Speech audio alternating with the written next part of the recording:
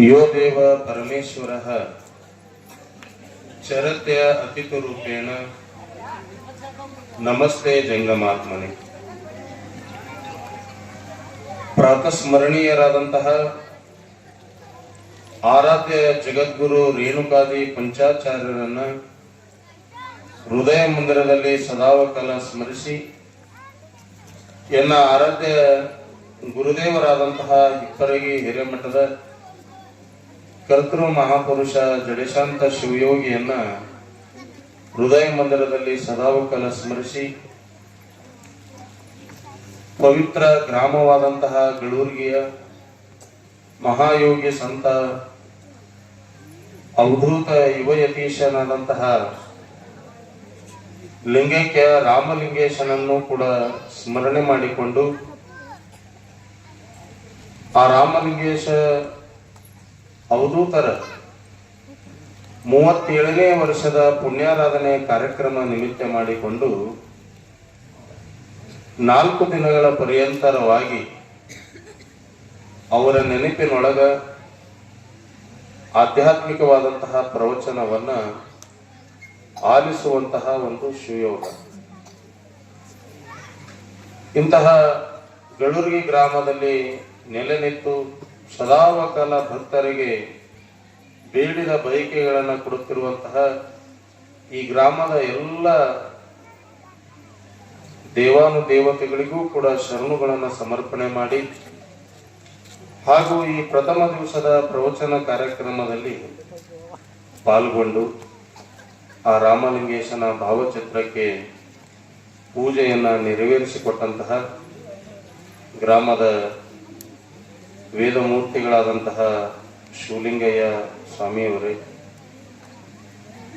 ಹಾಗೆ ದೀಪ ಪ್ರಜ್ವಲನದಲ್ಲಿ ಸಾಕ್ಷಿಯಾದಂತಹ ನಮ್ಮವರೇ ಆತ್ಮೀಯರಾದಂತಹ ಪರಮೇಶ್ವರ ದೇಗಾಂವ್ ಸರ್ ಅವರೇ,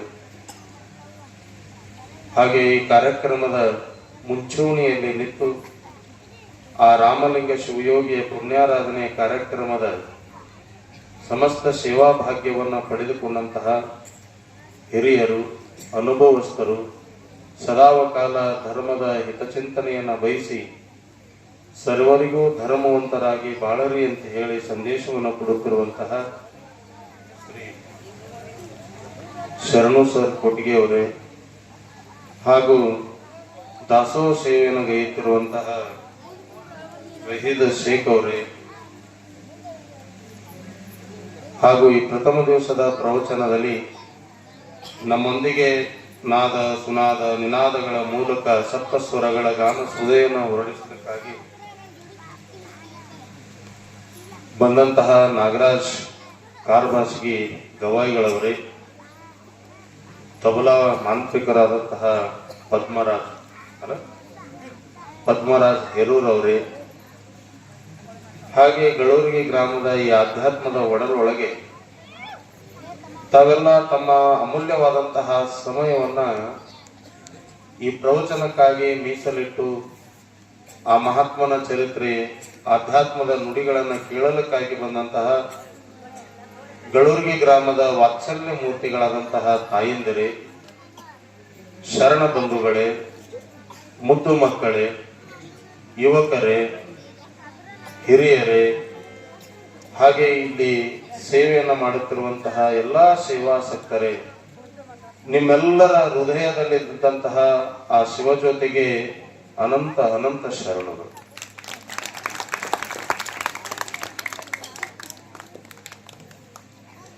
ಮತ್ತೆ ಹೊಡೆದಾಗ ಕುಳು ಬಡಿತಾರಲ್ಲ ಹಂಗ ಅದು ನಮ್ ಚಪ್ಪಾಳೆ ಇರ್ಲಿ, ಚಪ್ಪಾಳೆಗಳು ಇರ್ಲಿ.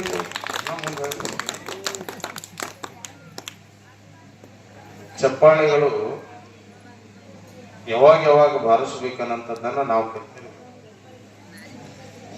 ಪ್ರವಚನ ಅಂತಂದ್ರೆ ಮನುಷ್ಯನಾದಂಥವನು ಮಾನವೀಯತೆಯ ಗುಣವನ್ನ ಹೆಂಗಿರ್ಬೇಕು ಅನ್ನಂಥದ್ದು ಕೆಲಸ ಸಲುವಾಗಿ ತಾವೆಲ್ಲ ಚಪ್ಪಾಳೆ ಬಾರಿಸಿದ್ರಿ. ಯಾವ ಮಾತಿಗೆ ಚಪ್ಪಾಳೆ ಬಾರಿಸಿದ್ರಿ? ನಾನ್ ನಿಮಗೆ ನಮಸ್ಕಾರ ರೀ ಅಂತಂದಾಗ ನೀವು ತಾಳಿ ಬಾರಿಸಿದ್ರಿ. ಈ ಊರಾಗನು ಇದ್ದಿರ್ಬೇಕಲ್ಲ ಹಿರಿಯರು ಅಂತ ಹೇಳಿ, ಸೌಕರು ಅಂತ ಹೇಳಿ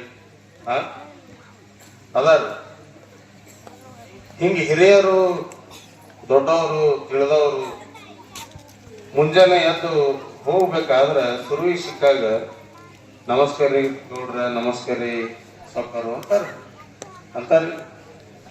ಈ ನಮ್ಮ ದೇವಾಂಗ್ ಸರ್ ಅವ್ರ ಶಾಲೆಗೆ ಹೋದ ಬಳಕ ಗುಡ್ ಮಾರ್ನಿಂಗ್ ಸರ್ ಅಂತಾರ ಎಲ್ಲ ವಿದ್ಯಾರ್ಥಿ ಅಂತಾರ. ಮತ್ತೆ ಹಿಂಗ್ ನಮಸ್ಕಾರ ಚಮತ್ಕಾರ ಮಾಡಿದಾಗ ನೀವು ಗೌಡಗೆ ನಮಸ್ಕಾರ ಮಾಡಿದ್ರಿ, ಕುಲಕರ್ಣಿ ನಮಸ್ಕಾರ ಮಾಡಿದ್ರಿ, ನೀವು ನಮಸ್ಕಾರ ಮಾಡಿದಾಗ ಗೌಡ ಹಿಂಗ್ ತಾಳಿ ಬರ್ಸೋದ್ ನಿಂತಂದ್ರ ನೀವೇನಂತೀರಿ? ಗೌಡ ಹುಚ್ಚಿಗೆ ಚಿಡದವ್ರು. ನಮಸ್ಕಾರ ಮಾಡಿದ್ರೆ ಗಾಳಿ ಹೊಡಿತದೆ ಇದು ಕೂಡಿ, ಇದಕ್ಕೆ ನಮಸ್ಕಾರ ಮಾಡದೆ ಬೇಡತ್ತ. ಹೌದಿಲ್ಲ? ಹಂಗ ನಾವು ನಿಮಗೆ ಶರಣ್ರಿ ಅಂತೇಳಿ ಅಂದಾಗ ನೀವೇನ್ ಅನ್ಬೇಕು? ಶರಣ್ರಿ ಅಂತೇಳಿ ಅನ್ಬೇಕು. ಹೌದಿಲ್ಲ? ನಾವು ಶರಣು ಅಂತಂದಾಗ ನೀವೇನ್ ಅನ್ಬೇಕ್ರಿ? ಶರಣು ಶರಣಾರ್ಥಿ. ಏನ್ ಅನ್ಬೇಕ್ರಿ? ಶರಣಾರ್ಥಿ. ಹಿರಿಯರಿಗೆ ಶರಣು ಶರಣಾರ್ಥಿ ಅಂದಾಗ ಹಿರಿಯರು ಏನ್ ಅನ್ಬೇಕು? ಶರಣು. ನೀವು ಹಿರಿಯರಲ್ಲ, ಕಟ್ಟಿ ಮ್ಯಾಲ ಕುಂತವ್ರಿಗೆ ಶರಣ ಅಂದ, ನೀವೇನಂದ್ರಿ ಅಂತೀರ? ಶರಣು ಶರಣಾರ್ಥಿ ಅಂತ ಹೇಳಲ್ರಿ. ನಾ ಗಳೂರು ಈ ಗ್ರಾಮದ ಎಲ್ಲಾ ಸದ್ಭಕ್ತರಿಗೂ ಶರಣು ಶರಣಾರ್ಥಿ ಅಂದಾಗ ನೀವೇನ್ ಅನ್ಬೇಕು? ಶರಣು ಶರಣಾರ್ಥಿ. ಇದು ರೂಢಿ ಇಟ್ಕೋರಿಲ್ಲ. ನಾಳೆ ಮತ್ತೆ ಯಾರೇ ಸ್ವಾಮಿಗಳು ಬಂದಾಗ, ಹಿರಿಯರು ಬಂದಾಗ ಎಲ್ಲಾರು ಏನಂತಾರತ್ತಂದ್ರ ಶರಣು ಶರಣಾರ್ಥಿ ಅಂತಾರೆ. ಯಾಕೆ ಶರಣು ಶರಣಾರ್ಥಿ ಅಂತಾರತ್ತಂದ್ರ ಲಕ್ಷಕ್ಕೊಬ್ಬ ಭಕ್ತ ಕೋಟಿಗೊಬ್ಬ ಶರಣ ಅಂತ. ಅದರ ಸಲುವಾಗಿ ಇಲ್ಲಿ ಕುಂತವ್ರು ಯಾರು ಕುಂತವ್ರ ಅಂತ ನೋಡಂಗಿಲ್ಲ. ಏನ್ ಸೌಕರ್ ಮುಂದ್ ಕೂತಾರೋ, ಏನ್ ಐನೂರ್ ಮುಂದ್ ಕೂತಾರೋ, ಏನ್ ಪಂಚರು ಕುಂತಾರೋ, ಸರ್ಪಂಚರು ಕೂತಾರೋ, ಇದು ನೋಡಂಗಿಲ್ಲ. ಪರಮಾತ್ಮ ಎಲ್ಲರ ಹೃದಯದೊಳಗ ಆತ ಗೌಪ್ಯವಾಗಿ ಆತ್ಮ ರೂಪದೊಳ ಕುಂತಾನ. ಅಂತಹ ಆತ್ಮಕ್ಕೆ ನಾವು ಶರಣು ಶರಣಾರ್ಥಿ ತಂದಾಗ ಮತ್ತೆ ನಿಮಗೆ ಶರಣು ಶರಣಾರ್ಥಿ ಅಂದ ನಮ್ಮ ಆತ್ಮದೊಳಗನು ಪರಮಾತ್ಮ ಇದಿರ್ಬೇಕಲ್ಲ. ಅದಕ್ಕೆ ನಿಮ್ಮ ದೇವರಿಗೆ ನಾವು ಶರಣ ಅಂತೀವಿ, ನಮ್ಮ ದೇವರಿಗೆ ನೀವು ಶರಣನ್ ಅಂತ. ಅದೇ ಆಧ್ಯಾತ್ಮ ಪ್ರವಚನ. ಅದರೊಳಗೂ ವಿಶೇಷವಾಗಿ ಗಳೂರಿಗೆ ಗ್ರಾಮದಲ್ಲಿ ರಾಮಲಿಂಗ ಶಿವಯ್ಯಗಳವರು ಲಿಂಗದೊಳಗಾಗಿ 37 ವರ್ಷಗಳು ಕಳೆದು. ಬಹುತೇಕ ಆ ಯತಿಗಳ ಬಗ್ಗೆ ನಿಮ್ಮೂರಿಗೆ ಬರೋ ತನಕನೂ ಸಹ ನಮಗೆ ಗೊತ್ತಿದ್ದಿಲ್ಲ. ಯಾಕೆ ಗೊತ್ತಿಲ್ಲ ಅಂತಂದ್ರೆ ಅವರು ಪ್ರಭಾವಿತರ ಅಲ್ಲ ಅನ್ನುವಂತಹ ಉದ್ದೇಶ ಅಲ್ಲ. ಈ ಲೋಕದೊಳಗಿರುವಂತಹ ಸಂತರು ಶರಣರು ಅವರು ಎಂಥದ್ದನ್ನ ಬಯಸಿದ್ರು ಅಂತಂದ್ರೆ ಅವರು ಏಕಾಂತವನ್ನ ಬಯಸಿ ಲೋಕಾಂತದೊಳಗೆ ಬರುವಂತಹ ಇರುವಂತಹ ಜನರಿಗೆ ಸಮಾಧಾನ ಶಾಂತಿಯನ್ನ ಕೊಟ್ಟಂತವರು. ಅವರು ಪ್ರಚಾರಕರಿದ್ದಂಥವ್ರಲ್ಲ. ರಾಮಲಿಂಗ ಶಿವಯ್ಯಗಳವರು ಪ್ರಚಾರಕರಲ್ಲ, ಅವರು ಪ್ರಭಾವಿತರಾಗಿ ಈ ಊರೊಳಗ ಜೀವನವನ್ನ ಮಾಡಿದರು. ಅಂತಹ ರಾಮಲಿಂಗರ ಬಗ್ಗೆ ಇಲ್ಲಿ ಬರೋದ್ರೊಳಗೆ ನನಗೆ ತಿಳಿತು. ಆ ರಾಮಲಿಂಗ ಶಿವಯ್ಯಗಳವರು ಹೇಗಿದ್ರು ಅಂತಂದ್ರ ಬಹಳ ವಿಚಿತ್ರ ಸ್ವಭಾವದೊಳಗಿದ್ದಂಥವ್ರು. ಅವ್ರು ಇರುವಂತಹ ದಿವಸ ತನಕನೂ ಸಹ ನನಗಿದ್ದಂತಹ ಹಿರಿಯರು ಹೇಳಿದ್ರು, ಅವರು ಎಂದೂ ಈ ನಾಲಿಗೆಯಿಂದ ಯಾವುದು ಮನುಷ್ಯನ ನಾಲಿಗೆಯಿಂದ ಬೇಕು ಅಂತ ಹೇಳಿ ಬೇಡದವರಲ್ಲ. ಹಸು ಆಗಿತ್ತು ಅಂತಂದ್ರ ಅನ್ನ ಸಹ ಬೇಡದಂತವ್ರಲ್ಲ. ಏನೊಂದನು ಕೂಡ ಬೇಡಲಾರ್ದಂತವ್ರು. ಬೇಕು ಬೇಕೆಂದವ ಭಿಕಾರಿ ಆಗ್ತಾನಂತ, ಸಾಕಂದವ ಸೌಕಾರ ಆಗ್ತಾನಂತ. ರಾಮಲಿಂಗ ಶಿವಯ್ಯಗಳವರು ಬೇಕೆಂದಂತಹ ಮಾತವರಲ್ಲ, ಬೇಡಿದವರಿಗೆ ಬೇಡಿದ್ದನ್ನ ಕೊಟ್ಟಾರಂತ ಹೇಳಿ ಇಂತಹ ಸೌರಾತ್ರಿ ಒಳಗೂ ಅವರನ್ನ ನೆನೆಸುವಂತ ಕಾರ್ಯ ಮಾಡಬೇಕು. ಈ ಲೋಕದೊಳಗ ಬಹಳ ಜನ ಹುಟ್ಟಿ ಬಂದಾರ. ಎಂತಿಂತವ್ರು ಹುಟ್ಟಿ ಬಂದಾರ ಅಂತಂದ್ರ ಸಂಪತ್ತ ಗಳಿಸೋ ಸಲುವಾಗಿ ಕೋಟಿ ಕೋಟಿ ಜನವನ್ನ ಹುಟ್ಟಿ ಬಂದಾರ. ಸಂತಾನವನ್ನ ಬೆಳೆಸಿದವರು ಕೋಟಿ ಕೋಟಿ ಜನ ಅದಾರ. ಹಸನಕ್ಕಾಗಿ ಕೋಟಿ ಕೋಟಿ ಜನ ಹುಟ್ಟ್ಯಾರ, ವ್ಯಸನಕ್ಕಾಗಿ ಕೋಟಿ ಕೋಟಿ ಜನ ಹುಟ್ಟ್ಯಾರ.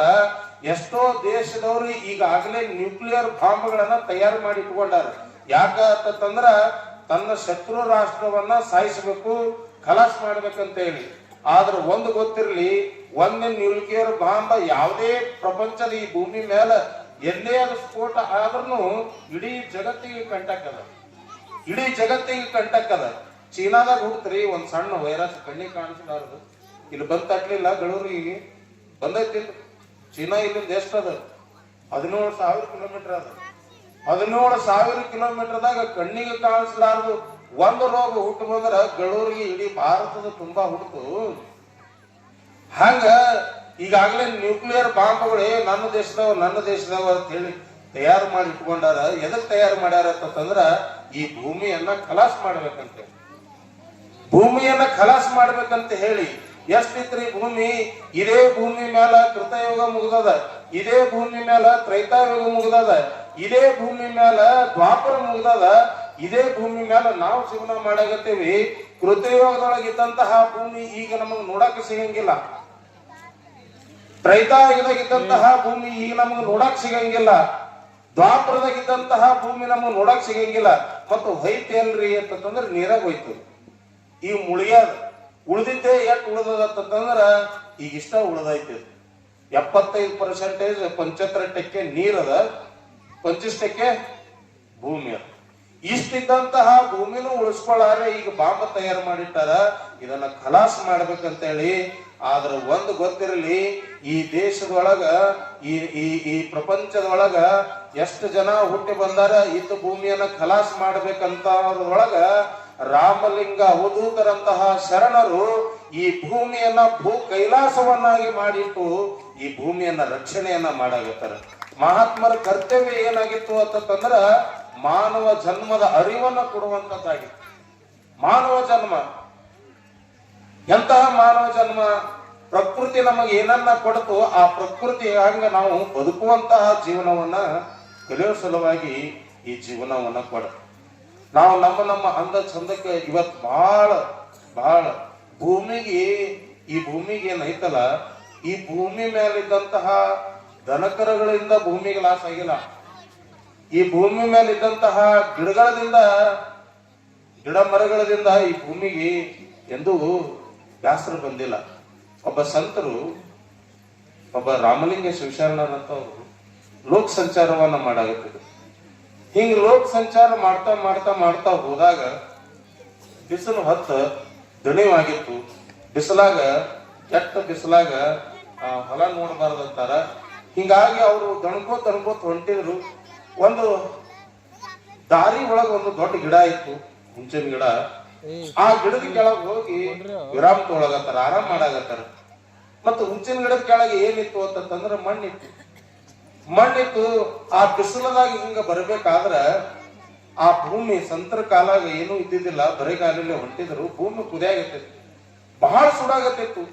ಹಿಂಗ ಸುಡುವಂತಹ ಭೂಮಿಯನ್ನ ನೋಡಿ ಆ ಸಂತರ ಅಂತಾರ, ಎಷ್ಟು ಕುದಿಯಾಗತ್ತೈತಲ್ಲ ಇದು, ಎಷ್ಟು ಕುದಿಯಾಗತ್ತದಲ್ಲ ಅಂತ ಹೇಳಿ ಆ ಭೂಮಿ ತಾಯಿಗೆ ಮಾತಾಡಿಸ್ತಾರ. ಅವ್ರು ಯಾರಿಗೆ? ಮಣ್ಣಿಗೆ ಮಾತಾಡಿಸ್ತಾರ. ಮಹಾತ್ಮ ಏನಂತೇಳಿ ಮಾತಾಡಿಸ್ತಾರ ಅಂತಂದ್ರ, ಅವ ಭೂಮಿ ತಾಯಿ ಎಷ್ಟು ನೀ ಸುಡಾಗತ್ತಿಯಲ್ಲ, ಎಷ್ಟು ಕುದಿಯಾಗತ್ತಿಯಲ್ಲ, ಮತ್ತೆ ಈ ಕುದಿ ಕಡಿಮೆ ಆಗ್ಬೇಕಾದ್ರ ನಿನಗೆ ಯಾವ ನೀರು ಬಿದ್ರೆ ನೀ ಸಮಾಧಾನ ಆತಿ? ಗಂಗಾ ನದಿ ನೀರು ಬಿದ್ರೆ ಸಮಾಧಾನ ಆತಿಯೋ, ಏನು ಮೃಗ ಮಿಂಚುವಂತಹ ಮೃಗಶಿರ ನಕ್ಷತ್ರದೊಳಗೆ ಬೀಳುವಂತಹ ಮಳಿ ಹನಿಯಿಂದ ನೀನು ಸಮಾಧಾನ ಆಗ್ತೀವೋ, ಏನು ಉತ್ತರಿ ಮಳಿ ಬಂದಾಗ ನೀನು ಸಮಾಧಾನ ಆಗ್ತೀವೋ, ಸ್ವಾತಿ ಮಳಿ ಬಂದಾಗ ನೀನು ಸಮಾಧಾನ ಆಗ್ತೀವೋ ಅಂತ ಹೇಳಿ ಹಿಂಗೆಲ್ಲ ಆ ಸಂತರು ರಾಮಲಿಂಗ ಶರಣರು ಈ ಭೂಮಿಯನ್ನ ಕೇಳ್ಬೇಕಾದ್ರ ಆ ಭೂಮಿ ತಾಯಿ ಸಂತರ ಕೈಯೊಳಗಿದ್ದಂತಹ ಆ ಹೊಲದ ಮಣ್ಣು ಹೇಳಾಗತ್ತಿತ್ತು ಮಹಾತ್ಮರಿಗೆ. ಅಪ್ಪ ಮಹಾತ್ಮ, ನನಗ ಗಂಗಾ ನದಿ ನೀರು ಬಿದ್ರು ನಾ ಸಮಾಧಾನ ಆಗಂಗಿಲ್ಲ. ನನ್ನ ಕುದಿ ಕಡಿಮೆ ಆಗ್ಬೇಕು, ನನ್ನ ತಾಪ ಕಡಿಮೆ ಆಗ್ಬೇಕಾದ್ರ ನನಗ ಮಿರ್ಗಿ ಮಿಂಚುವಂತಹ ಮಳಿ ಹನಿ ಬಿದ್ದರೆ ಕಡಿಮೆ ಆಗಂಗಿಲ್ಲ, ಉತ್ತರಿ ಮಳಿ ಬಿದ್ದರೆ ನನಗೆ ಕಡಿಮೆ ಆಗಂಗಿಲ್ಲ, ಸ್ವಾತಿ ಮಳಿ ಬಿದ್ದರೆ ನನಗೆ ಕಡಿಮೆ ಆಗಂಗಿಲ್ಲ. ನನ್ನ ತಾಪ, ನನ್ನ ಈ ಬಿಸಿ ಕಡಿಮೆ ಆಗ್ಬೇಕು ಆದ್ರ ನನ್ನ ಮಗನಾದಂತಹ ರೈತ ಏನದನಲ್ಲ, ನನ್ನ ಚೊಚ್ಚಲ ಮಗ ರೈತ ಅದನಲ್ಲ, ಆ ರೈತನ ಬೆವರ ಹನಿ ನನ್ನ ಮ್ಯಾಲ್ ಬಿತ್ತು ಅಂತಂದ್ರೆ ನಾನು ಸಮಾಧಾನ ಆಗ್ತೀನಿ. ಯಾರು? ಆ ಭೂಮಿ ಹೇಳುತ್ತೆ. ಆ ರೈತನ ಬೆವರ ಹನಿ ಭೂಮಿಗೆ ಬಿತ್ತಂದ್ರೆ ಸಮಾಧಾನ ಆಗ್ತದತ್ತ. ಅವಾಗ ಹೇಳ್ತಾರ, ಮತ್ತ ನಿನಗ ಇಷ್ಟೆಲ್ಲ ನೀನು ಜಗತ್ತಿಗೆಲ್ಲ ಅನ್ನ ಕೊಡಾಗತ್ತಿಯಲ್ಲ, ಎಷ್ಟವ ನಿನ್ ಮೇಲೆ? ಸಮುದ್ರ ನಿಂತಿದ್ದು ನಿನ್ನ ಮೇಲೆ ನಿಂತದ, ಹಿಮಾಲಯದ ಪರ್ವತಗಳು ನಿಂತಿದ್ದು ನಿನ್ನ ಮೇಲೆ ನಿಂತದ, ಮತ್ ಇಷ್ಟೆಲ್ಲ ನಿಂತೈತಿಲ್ಲ, ನಿನಗ ವಜ್ಜ ಅನ್ನಿಸ್ಲಿಲ್ಲೇನು ಅಂತ ಮಹಾತ್ಮರು ರಾಮಲಿಂಗರು ಕೇಳ್ತಾರ. ಆ ಭೂಮಿ ತಾಯಿಗೆ ಇಷ್ಟೆಲ್ಲ ಹೊತ್ಕೊಂಡ್ ನಿಂತಿಯಲ್ಲ, ಸಮುದ್ರ ಎಂತ ದೊಡ್ಡದದ, ಅಂತಹ ಸಮುದ್ರನು ನಿನ್ನ ಮೈ ಮೇಲೆ ಇಟ್ಕೊಂಡು ಕೂತಿಯಲ್ಲ, ನಿನಗ್ ವಜ್ಜಾಗ್ಲಿಲ್ಲೇನು ಅಂತೇಳಿ ಅಂದಾಗ, ನೀರಿನಿಂದ ನನಗ್ ವಜ್ಜಾಗ್ಲಿಲ್ಲ, ಗುಡ್ಡಗಳಿಂದ ಒಜ್ಜಾಗೈತೇನು. ಎಂತಿಂತ ದೊಡ್ಡ ದೊಡ್ಡ ಪರ್ವತಗಳದಾವ. ಹಿಮಾಲಯ ಪರ್ವತ ಎಂತದ, ಕಾಂಚನಗಂಗಾ ಎಂತಹ ದೊಡ್ಡ ಪರ್ವತದ, ಸಹ್ಯಾದ್ರಿ ಪರ್ವತಗಳು ಎಂತಹ ದೊಡ್ಡವದವ, ಮಲಯಾಚಲ ಪರ್ವತಗಳು ಎಂತಹ ದೊಡ್ಡದದಾವ, ಶೈಲ ಪರ್ವತಗಳು ಎಂತಹ ದೊಡ್ಡವದಾವ. ಅವೆಲ್ಲ ಹೊತ್ತ ನಿಂತಿದ್ದಕ್ಕಾಗಿ ನಿನ್ನಗ ಮೈ ಒಜ್ಜಾಗೈತೇನು ಅಂತ ಹೇಳಿ ಕೇಳಿದಾಗ ಆ ಭೂಮಿ ತಾಯಿ ಹೇಳ್ತಾಳ, ಯಪ್ಪ ಮಹಾತ್ಮ, ನನಗ ನೀರ ಸಮುದ್ರ ರಾಜನಿಂದನೂ ನನಗ ಒಜ್ಜಾಗಲಿಲ್ಲ, ಗುಡ್ಡಗಳಿಂದನೂ ನನಗ ಒಜ್ಜಾಗಲಿಲ್ಲ, ದೊಡ್ಡ ದೊಡ್ಡ ಗಿಡ ಮರಗಳಿಂದನೂ ನನಗ ಒಜ್ಜಾಗಲಿಲ್ಲ. ಈ ಭೂಮಿ ಮೇಲೆ ಅತ್ಯಂತ ದೊಡ್ಡ ಪ್ರಾಣಿಗಳು ಅಂತಂದ್ರ ಆನಿ, ಒಂಟಿ, ಡೈನಾಸರ್ಗಳಂತ ಅದಾವ. ಅವು ಬಂದಾಗ ನನಗ ಒಜ್ಜಾಗ್ಲಿಲ್ಲ. ಮತ್ತ ನನಗ್ ಒಜ್ಜಿ ನನಗ್ ಬ್ಯಾಸರ ಯಾವಾಗ ಬರ್ತದ ಅಂತಂದ್ರ ನನ್ನ ಮಗ ಆತ ಏನ್ ಹಿಂಗ ಮನೆಯಿಂದ ಹೊರಗೆ ಹೋಗಿರ್ತಾನಲ್ಲ, ಹೊರಗೆ ಹೋದಂತಹ ಮಗ ಆತ ಮನೆಗೆ ಬರ್ಬೇಕಾದ್ರ ಕುಡಿದು ಬರ್ಲಿಲ್ಲ ಅಂತಂದ್ರ ಅವಾಗ ನನಗೆ ಹೀಗಾಗ್ತದ, ಅವ ಕುಡಿದು ಬಂದ ಅಂತಂದ್ರ ನನಗ ಅದೇ ವಜ್ಜೆ ಆಗ್ತದ ಅನ್ನಂತಹ ಮಾತು ಆ ಭೂಮಿ ತಾಯಿ ಹೇಳ್ತಾನೆ. ದುಡಿಯಾಕ್ ಹೋದ ಮಗ ಕುಡಿದು ಬಂದ ಅಂತಂದ್ರ ಬಹಳ ವಜ್ಜೆ ಆಗ್ತದ. ಆ ಶರಣರು, ರಾಮಲಿಂಗ ಶಿವಶರಣರು, ಅವಧೂತರು ಜೀವನದ ಉದ್ದೇಶ ಏನಾಗಿತ್ತು ಅಂತಂದ್ರ ಮಾನವ ಜನ್ಮದ ಸಾಫಲ್ಯವನ್ನ ಮಾಡ್ಕೊಳ್ಬೇಕು. ಈ ಪುರಾಣ, ಪ್ರವಚನ, ಸತ್ಸಂಗ, ಸಂಗೀತ, ಭಜನೆ ಇವೆಲ್ಲ ಯಾರಿಗಂತೇಳಿ ಹೇಳ್ಯಾರ ಹೇಳ್ರಿ?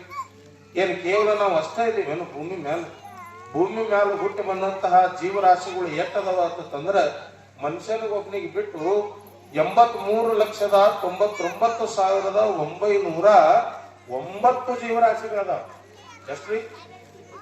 83,99,909 ಜೀವರಾಶಿಗಳದಾವ. ಅಷ್ಟು ಜೀವರಾಶಿಗಳಿಗೆ ಯಾರಿಗೂ ಕೂಡ ಪ್ರವಚನ ಅನ್ನಂತದ್ದು ಹೇಳಂಗಿಲ್ಲ, ಶಿವಾನುಭವ ಅನ್ನಂತದ್ದು ಹೇಳಂಗಿಲ್ಲ. ಹೇಳಾಗ ಆಯ್ತು ಅಂತಂದ್ರೂ ಯಾರಿಗೆ ಹೇಳ್ತದ? ಮನುಷ್ಯರಿಗೆ ಹೇಳ್ತದ. ಯಾಕ ಅವಕ್ಕೆ ಯಾಕೆ ಅವಶ್ಯಕತೆ ಇಲ್ಲ ಅಂತಂದ್ರ ಉಳಿದಂತಹ ಜೀವಗಳು ಏನದಾವಲ್ಲ ಅವೆಲ್ಲ ತಮ್ಮ ಜೀವನದ ಕರ್ತವ್ಯ ಏನದಾವ ಅವು ಮಾಡಾಕತ್ತಾವ. ಕರ್ತವ್ಯದಿಂದ ವಿಹೀನಾದಂತಹ ವಿಲುಪ್ತ ಆದಂತಹ ಜೀವ ಯಾವುದು ಅಂತಂದ್ರ ಮನುಷ್ಯ ಜನ್ಮ ಒಂದೇ. ಅದೇ ಹಂಗ್ರಿ ಅಂತೀರಿ ನೀವೆಲ್ಲ. ಇಲ್ಲೆಲ್ಲ ಬಹಳ ಜನ ರೈತರೇ ಇದ್ರಿ, ನೀವು ಆಫೀಸರ್ಗಳಿದ್ರಿ, ಊರಾಗ ರೈತರಿದ್ದೀರಿ.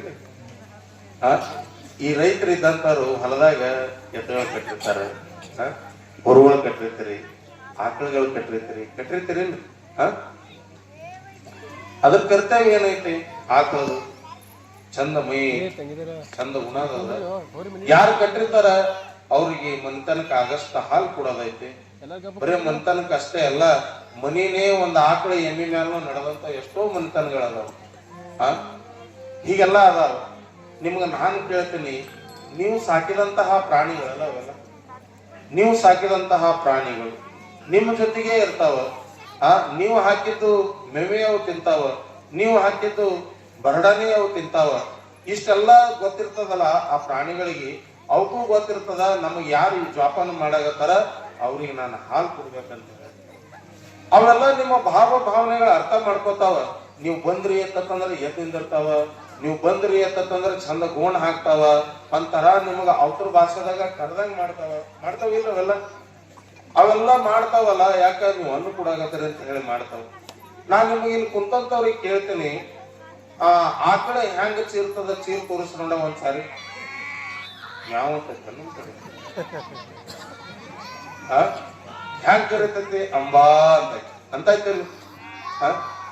ಈಗ ನಿಮ್ ಮನ್ಯಾಗ ನಾಯಿ ಸಾಕಿರಿ, ಅದು ಹೆಂಗ್ ಚೀರ್ತೈತಿ ಹೇಳ್ರಿ? ಬೆಕ್ಕ ಹೆಂಗ್ ಸಾಕ್ತದ, ಹೆಂಗ್ ಚೀರ್ತೈತಿ ಹೇಳ್ರಿ? ಹೌದಾ? ಭಾಷೆ. ಮತ್ತ ಮುಂಜಾನೆ ಚರ್ಗಿ ತಗೊಂಡು ಹೋಗಿರ್ತಿರಲ್ಲ, ಅಲ್ಲೊಂದಿಟ್ಟು ಬಂದಿರ್ತಾವ. ಅವಕ್ಕೆ ಏನಂತಾರ? ಆನೆ ಅಂತಾರ. ನಿಮ್ ಕಡೆ ಹಂದಿ ಅಂತಾರ. ಅವು ಹೆಂಗ್ ಚೀರ್ತಾವ?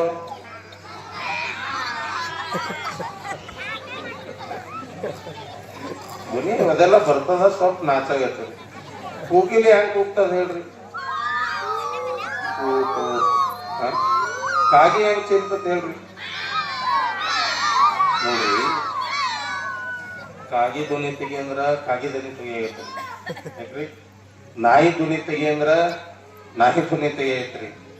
ಬೆಕ್ಕಿನ ಧ್ವನಿ ತೆಗೀರಿ ಅಂತಂದ್ರ ಬೆಕ್ಕಿನ ಧ್ವನಿ ತೆಗಿಯಾಗತ್ತೀರಿ, ಹಂದಿ ಧ್ವನಿ ತೆಗಿಯೋದ್ರೂ ತೆಗೆದಿರಿ, ಅದನ್ನು ತೆಗೆದಿರಿ. ಮತ್ತ ಹಿನ ಕತ್ತಿ ಧ್ವನಿ ತೆಗಿರತ್ತಂದ್ರ ಕತ್ತಿ ಧ್ವನಿನೂ ತೆಗಿತೀರಿ. ಉಳಿದಂತಹ ಯಾವ ಪ್ರಾಣಿಗಳ ಧ್ವನಿ ಅದಾವ ಎಲ್ಲಾ ತೆಗಿತೀರಿ. ಚಂದ ಹಾಡಾಗತ್ತ ನಾಗರಾಜ ಅಂತಂದ್ರ ಕಂಠ ನೋಡಿ ಹಂಗೈತಿ, ಕೋಗಿಲೆ ಕಂಠ ಅಂತ ಕರಿತೀರಿ. ಚಂದ ಕುಣ್ಯಾಗತ್ತ ಅಂತಂದ್ರ ನವಿಲು ಕುಣದಂಗ ಕುಣದಾನ ಅಂತೀರಿ. ಮುಂಜಾನದ ಸಂಜಿತನ ದುಡ್ಯಾಗತ್ತಂದ್ರ ಬರೀ ಕತ್ತಿ ದುಡ್ದಂಗ ದುಡ್ಯಾಗತ್ತನ ಅಂತೀರಿ.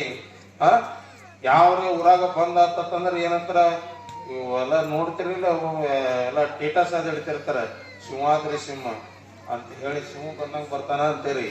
ಇಷ್ಟೆಲ್ಲ ಬರ್ತಿರಲ್ಲ, ನಿಮ್ಗೆ ನೆನಪಿರ್ಲಿ, ಅಷ್ಟೆಲ್ಲ ಧ್ವನಿ ತೆಗೆದಿರಿ ಅಂತಂದ್ರ ಮನುಷ್ಯನ ಜನ್ಮ ಏನು ಬಂದೈತಿಲ್ಲ, ಇದು ಎಷ್ಟನೇ ಜನ್ಮದ ಪರಮಾತ್ಮನ ಲಿಸ್ಟ್ನೊಳಗ 84ನೇ ಜನ್ಮದ. ಈ ಮಾನವ ಜನ್ಮಕ್ಕೆ ಬರ್ಬೇಕಾದ್ರ ಈಗ ಇಲ್ಲಿ ಶಿಕ್ಷಕರದಾರ, ನಮ್ ದೇಗಂ ಸರ್ ಅವ್ರ ಅದಾರ, ಅವ್ರಿಗೆ ಕಲಿಸಿದಂತಹ ಕೋಟಿಗೆ ಸರ್ ಅವ್ರ ಅದಾರ. 10ನೇ ಸಾಲಿಗೆ ಮುಗಿಬೇಕು ಅಂತಂದ್ರ, ಮೆಟ್ರಿಕ್ ಮುಗಿಬೇಕಂತಂದ್ರ ಹಿಂದೆ ಏ ಸಾಲಿ ಕಲ್ತಿರ್ಬೇಕು? 9 ಸಾಲಿ ಕಲ್ತಿರ್ಬೇಕಲ್ಲ. 1 2 3 4 5 6 7 8 9 ಆದ ಬಳಿಕ ಮ್ಯಾಟ್ರಿಕ್ ಬರ್ತೈತಿ, SSLC ಬರ್ತದ. ಹೌದಾ? ಒಮ್ಮೆ 1ನೇ ಸಾಲಿಗಿದ್ದವನೇ 10ನೇ ಸಾಲಿಗೆ ಪೇಪರ್ ಬರ್ಲಿಕ್ಕೆ ಬರ್ತೈತೇನು? ಬರಂಗಿಲ್ಲ. ಹಂಗ ಪರಮಾತ್ಮನೂ ಸಹ ಈ ಮನುಷ್ಯ ಜನ್ಮವನ್ನ ಕೊಡಬೇಕಾದ್ರ ಅವನು ಕೂಡ ಇದಕ್ಕೊಂದು ಪರಿವಿಡಿ ಹಾಕ್ಯಾನ. ಹ್ಯಾಂಗ ಪರಿವಿಡಿ ಹಾಕ್ಯಾನ ಅಂತಂದ್ರ 21 ಲಕ್ಷ ಗಿಡ ಮರದೊಳಗೆ ನೀ ಹುಟ್ಟಿ ಬಾ, 21 ಲಕ್ಷ ಗಿಡ ಮರದೊಳಗೆ ಹುಟ್ಟಿ ಬಾ. ಇನ್ನು 21 ಲಕ್ಷ ಏನೈತಲ್ಲ, ಆ 21 ಲಕ್ಷ ನೀರೊಳಗೆ ಹುಟ್ಟ ಬಾ, ನೀರೊಳಗೆ. ಇನ್ನು 21 ಲಕ್ಷ ಏನೈತಲ್ಲ ಅದು ಶ್ವೇತಜನಾಗಿ ಈ ಮನುಷ್ಯನ ಬೆವರು ಅವು ಇವು ಇವೆಲ್ಲ ಮೊಸರಾಗಿ ಹೆಪ್ಪ ಆಗ್ಬೇಕಾದ್ರೆ ಕೀಟಗಳು ಬಂದಿರ್ತಾವಲ್ಲ, ಆ ಕೀಟದಾಗ 21 ಲಕ್ಷ ಹುಟ್ಟಿ ಬಾ.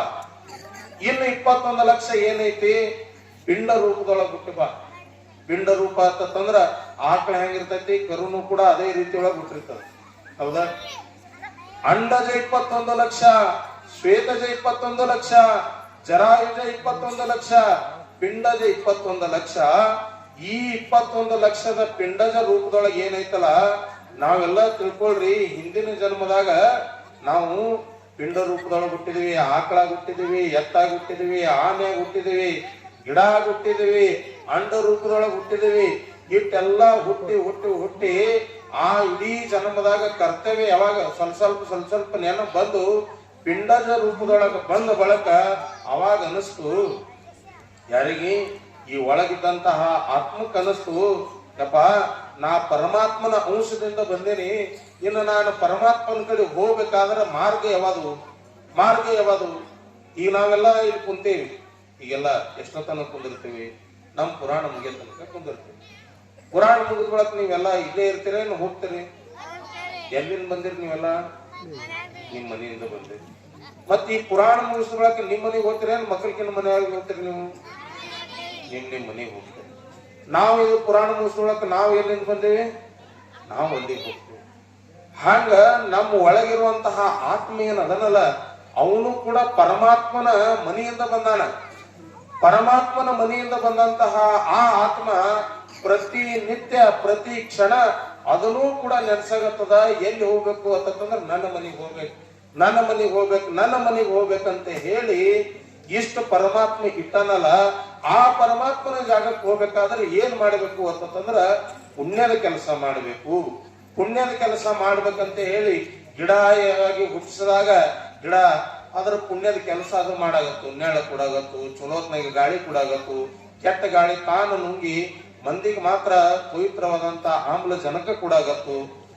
ಇಷ್ಟೆಲ್ಲ ತನ್ನ ಗಿಡ ಏನು ಕರ್ತವ್ಯ ಅದ, ಆ ಕರ್ತವ್ಯ ಗಿಡವಾರ ರೂಪದೊಳಗಿದ್ದಾಗ ಗಿಡ ಹಾಗೆ ಮಾಡ್ತು. ಅಂಡ ರೂಪದೊಳಗೆ ಏನ್ ಮಾಡ್ಬೇಕು, ಅವಾಗ ಚಲೋ ಕೆಲಸ ಮಾಡಾಗತ್ತು. ಪಿಂಡಜ ರೂಪದೊಳಗೆ ಹುಟ್ಟದಾಗ ಏನ್ ಚಲೋ ಕೆಲಸ ಮಾಡ್ಬೇಕು, ಆ ಚಲೋ ಕೆಲಸ ಮಾಡಾಗತ್ತು. ಇಷ್ಟೆಲ್ಲ ಮಾಡಿ ಮಾಡಿ ಮಾಡಿ ಮಾಡಿ ಬಹು ಜನ್ಮ ಕೃತೈ ಪುಣ್ಯೇಹಿ ಪಕ್ಷಿಣೇ ಪಾಪ ಪಂಜರೆ ಶುದ್ಧಾಂತ ಕರಣೋಟೇಹಿ ಪಿಂಡ ಶಬ್ದೇನ ಗೀಯತೆ ಅಂತ ಹೇಳಿ ಪರಮಾತ್ಮ ನಮಗೆ ವಿಶೇಷವಾದಂತಹ ಪುಣ್ಯ ಮಾಡಿದ್ದಕ್ಕಾಗಿ ಮನುಷ್ಯ ಜನ್ಮವನ್ನ ಕೊಟ್ಟನ. ಎಂತಹ ಮನುಷ್ಯ ಜನ್ಮ ಕೊಟ್ಟನ ಅಂತಂದ್ರ ಈ ಮನುಷ್ಯ ಮಾತಾಡದಂಗ ಉಳಿದಂತಹ ಈ ಪ್ರಾಣಿಗಳು ಯಾವ ಕೂಡ ಮಾತಾಡಲ್ಲ. ಅರಿವಿನ ಜನ್ಮ ತಾನೇ ಇದ್ದು ತನ್ನನ್ನೇ ಮರೆತಾದ, ಅರಿವು ತಿಳಿದು ಮರವಿನೊಳಗ ತಾನೇ ಬಿದ್ದಾದ. ಎಂತ ಮಾನವ ಜನ್ಮ ಇದು ಮಾಯಿ ಸೋತಾದ. ಎಂತ ಮಾನವ ಜನ್ಮ ಇದು ಮಾಯಿ ಸೋತಾದ.